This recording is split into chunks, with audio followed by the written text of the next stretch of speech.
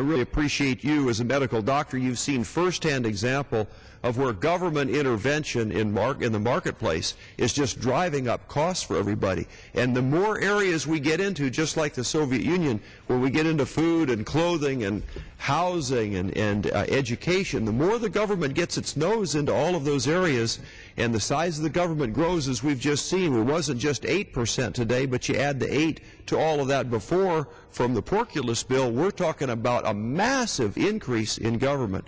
And the Republicans did make some mistakes.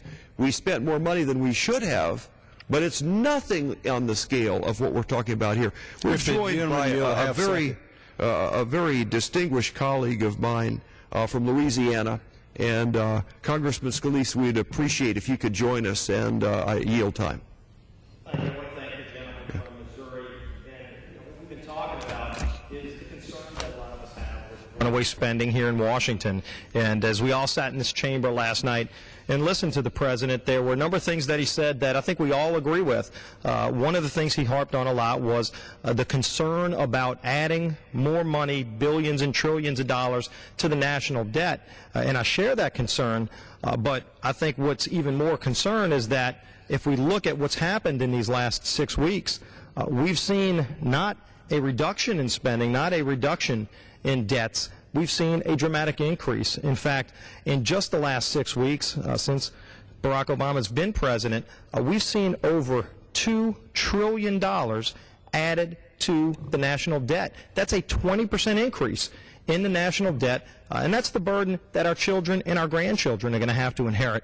And then last night we also talked about... Just reclaiming my time for a minute, you're saying a 20% increase in the national debt. So you add up all the national debt since the country was born, you put that all together, and you're saying we added 20% to that in a period of 6 weeks? In a period of 6 weeks between the spending bill that was passed and signed into law last week, added $800 billion in new government spending, not a bill to help stimulate our economy, a bill to massively grow the size of government. Many programs, as you discussed, that are permanent programs, not one-time infrastructure spending.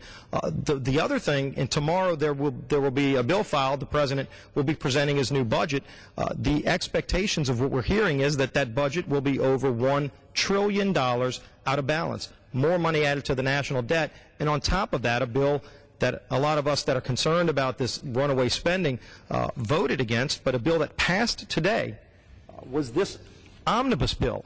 $400 billion of additional spending, representing an 8% increase in government spending at a time when states and families across this country are cutting back their spending because of tough economic times. It seems like Washington's the only place going on a spending spree.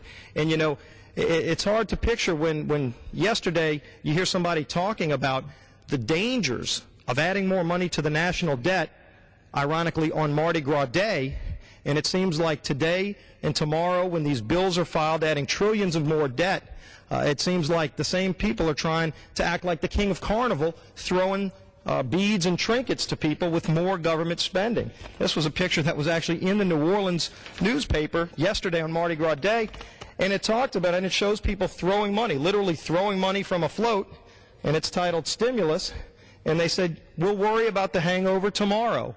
And the sad part of it is, it's not our money that they're throwing.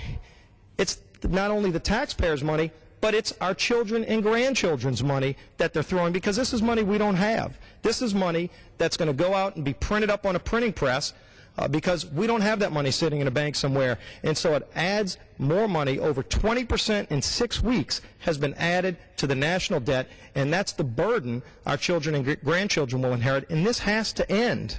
Reclaiming my time, you're talking about in the last 6 or 7 weeks, we have added 20% to the debt. And yet, when you take a look at the money that we've spent, it's not going to do any good to help us with joblessness. It's not going to get the economy going. It just is flat not going to work, because we can already see that it didn't work when you use the same approach during the raw deal or the New Deal. Henry Morgenthau says it won't work. He's the guy that engineered the plan. He says it won't work. And the Japanese tried it, and it didn't work for them. And yet we have solutions to the problem that will work, which are being ignored And, you know, gentlemen, one of the things that I think we have to be careful of, we're in a very difficult time in America right now, and a lot of people recognize that.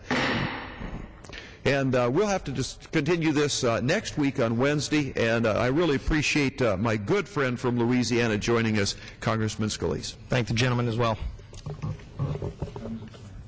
Time has expired. Thank you.